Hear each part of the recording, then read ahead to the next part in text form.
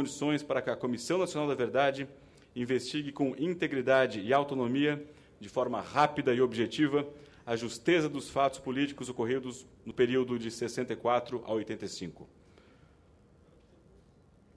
Fatos que, até hoje, ocultados do povo brasileiro.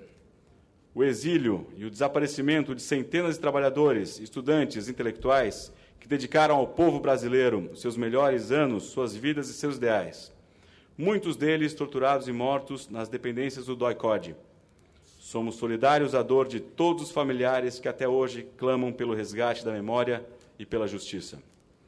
A história não pode e não deve ser escondida ou apagada. Os parentes e amigos, além dos brasileiros em geral, têm direito de saber onde estão seus irmãos, pais e filhos assassinados pela repressão. Esta comissão é um caminho para que o Brasil possa vir a conhecer sua história e seus verdadeiros heróis, ainda sufocados pelos escombros da história vigente, criada pela ditadura e pelos inimigos da democracia. Queremos respeito às manifestações pacíficas e o direito de organização da sociedade em defesa da verdade e da justiça. O Brasil de hoje, com o Estado democrático e o direito de liberdade de expressão, não pode se curvar às ameaças e chantagens daqueles que, ainda hoje, orgulham-se de terem torturado, assassinado, ocultado diversos corpos de jovens, estudantes, trabalhadores, educadores, intelectuais que sonhavam com um mundo sem opressão e sem oprimidos. Pela verdade e pela justiça, já!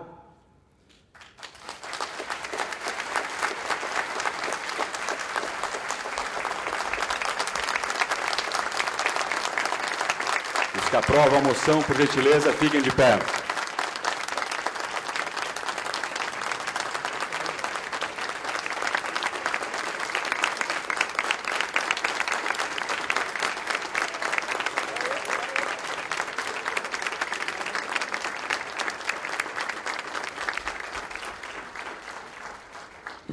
Muito obrigado, composição.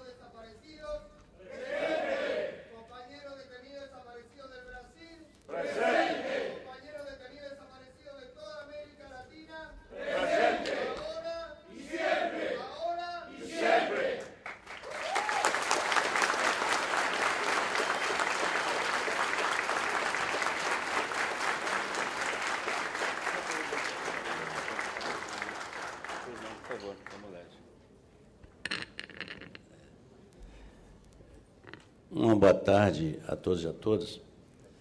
Eu queria falar em nome da Secretaria de Direitos Humanos da Presidente da República e do meu próprio,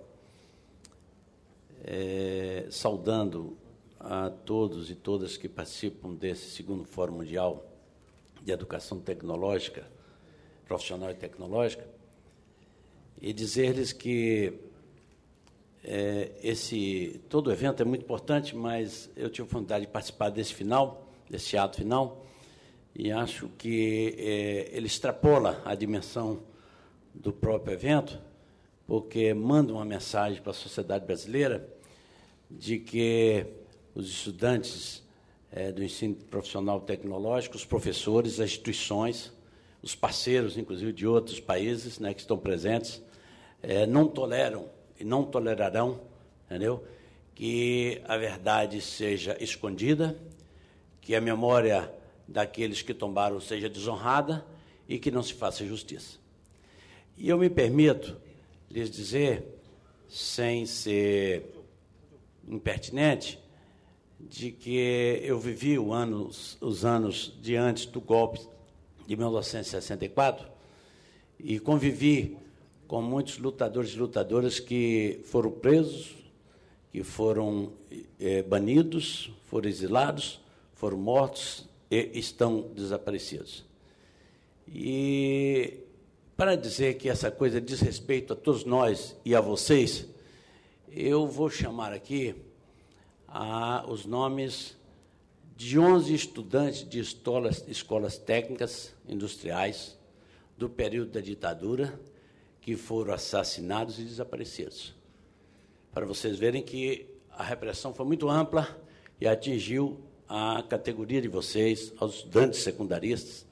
Dialoguei com a União Brasileira de Ensino de Estudantes Secundaristas, que está envolvido na recuperação dessa memória. E, naquela ocasião, os estudantes técnico-industriais, eles tinham uma entidade nacional, que era a União Nacional dos Estudantes Técnico-Industriais. E desta União Nacional de Técnicos Industriais, de estudantes, 2 foram assassinados pela ditadura. E eram dirigentes nacionais dos estudantes. Primeiro, no período pré-golpe até o golpe, o José Montenegro de Lima, estudante da Escola Técnica do Ceará, foi diretor da UNED no período de 63 e 64, militante do Partido Comunista Brasileiro e assassinado em 1975 em São Paulo. O Yuri Xavier Pereira, que foi estudante da Escola Técnica Federal da antiga Guanabara. Eu sei que os nomes, até de unidades da federação, trocaram, e as instituições também trocaram seus nomes, mas a continuidade histórica pertence a vocês. Então, Yuri Xavier Pereira, que era foi diretor da UNED no período de 66 e 67, e era militante da Ação Libertadora Nacional, foi assassinado em junho de 1972, em São Paulo. Eremias Delizoikov, que era estudante da Escola Técnica Federal de São Paulo, em 1967. Era militante da Vanguarda Popular Revolucionária e foi assassinado no Rio de Janeiro em 1971. Joelso Crispim, Escola Técnica, foi estudante da Escola Técnica de São Paulo também, militante da Vanguarda Popular Revolucionária, assassinado em 1970 naquela cidade. José Lima Piauí Dourado, foi estudante da Escola Técnica Federal da Bahia, militante do Partido Comunista do Brasil, desaparecido na guerrilha do Araguaia em 1974. José Huberto Bronca, gaúcho, foi estudante da Escola Técnica de Parobé, que naquela época essa não era federal, tinha uma particularidade do Rio Grande do Sul, se eu não estou equivocado. Era militante do Partido Comunista do Brasil, desaparecido na guerrilha do Araguaia, o conhecido Fogoió. Oswaldo Orlando da Costa, foi estudante da Escola Técnica de São Paulo, entendeu? E é desaparecido na guerrilha do Araguaia, militante do Partido Comunista do Brasil, muito conhecido Oswaldão, da guerrilha do Araguaia. Elcio Pereira Fortes, foi estudante, líder estudantil da Escola Técnica Federal de Ouro Preto, militante da Corrente e da Ação Libertadora Nacional, morto em São Paulo pelo DOI-CODE em 1972. Vitorino Alves Moutinho, foi da Escola Técnica Federal do Recife, foi do Partido Comunista Brasileiro Revolucionário, assassinado em outubro de 1973. Arnaldo Cardoso Rocha, foi estudante da Escola Técnica Federal de Belo Horizonte e foi assassinado em São Paulo como militante da LN em 1973. E, finalmente, Antônio Carlos Bicalho Lana, que foi estudante da Escola Técnica Federal de Ouro Preto, militante da Ação Libertadora Nacional, assassinado em 1973. Isso diz respeito a vocês, a todos nós e à sociedade brasileira. Que a memória desses companheiros não seja apagada e que nós possamos assumir a luta para resgatá-lo do esquecimento, para que um dia, que não seja tarde, apareça toda a verdade dos crimes da ditadura e, oxalá, nós tenhamos justiça. Muito obrigado.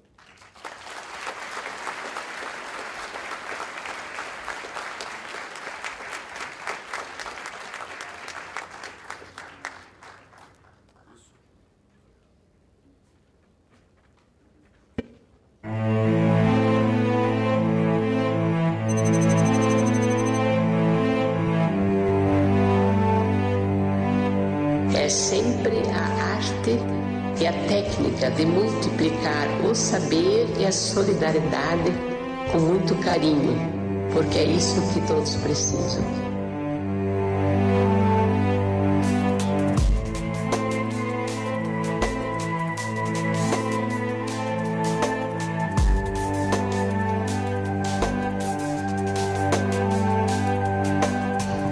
Luiz Melo, ator. Eu sou Rogério, filho da Zilda Arndt Neumann.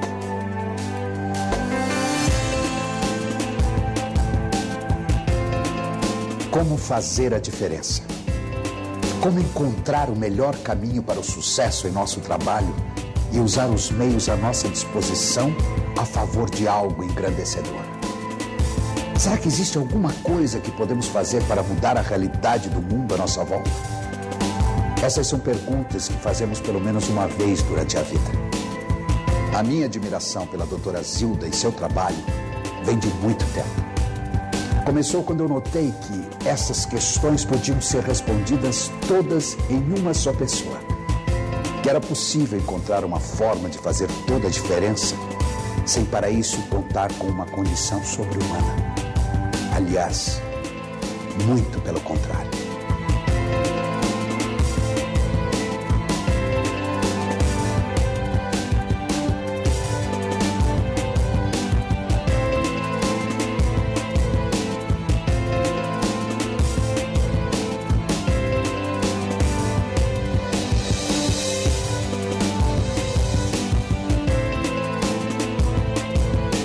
Sucesso para a mãe sempre foi comunidade, o trabalho na comunidade. A mãe conseguiu descobrir o que todo mundo tem dentro deles, que é o amor, a vontade de fazer a diferença. E ela conseguiu, assim, na metodologia da pastoral da criança, fazer com que essas pessoas, com a simplicidade que tinham, olhassem para o seu próximo, para a sua comunidade e fizessem a diferença. Essa revolução que ela fez foi fazer com que a criança fosse o principal ativo, a principal vida, a razão de ser da própria comunidade. Essa é a rede de solidariedade social que a mãe sempre pregava.